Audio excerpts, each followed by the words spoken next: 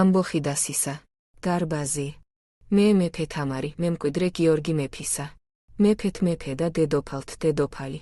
მეფე აფხაზთა, ქართველთა, რანთა, კახთა და სომეხთა. შირვანთა და შაჰანშაჰთა და მბრძანებელი ყოვლისა აღმოსავლეთისა და დასავლეთისა. დიდება ამა სამყაროსა და სარწმუნოებისა. მახვილი მესიის მოვლენილი. მოვიხმი ამბოხებულთა დედანი, მათივე დანი და ცოლნი. დავარწმუნე, ამბოხით ვერაფერს მიაღწევდნენ. დავარწმუნე ქალები.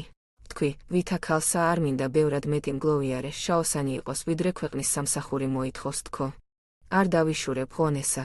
გავიღებ ბევრსა, თქვენივე ქმრებისა, შვილებისა და ძმების სიცოცხლის დასაცავსა თქო. მინდა თქვენივე კაცები თქვენივე გვერდით ვიხილო. ნუ დაიშურებთ ღონესა, გადავარჩინოთ თქო. პირობას მოგცემთ, უიარაღო მოსულს შევიწყალებ. არ ვინ დაისჯება. ნება მეფისა ვითა ქალისა. სამეფოს ქალთა ბედის მზრუნველისა. და საამიერიდან მეფის დარბაზი დაერქმევა. მეფე და დარბაზი ერთად შეთანხმებულად გადაწყვეტენ უმთავრეს სამეფო საქმესა. თუ მშვიდობა იქნებოდა დარბაზი მეფესთან ერთად შეთანხმებულად გადაწყვეტდა საქმეებსა. მეფე დარბაზთან შეთანხმებით ბრძანებდა საომარ სამზადისსა, სპათა შეკრებასა. დადგენდა მეომართა ოდენობასა.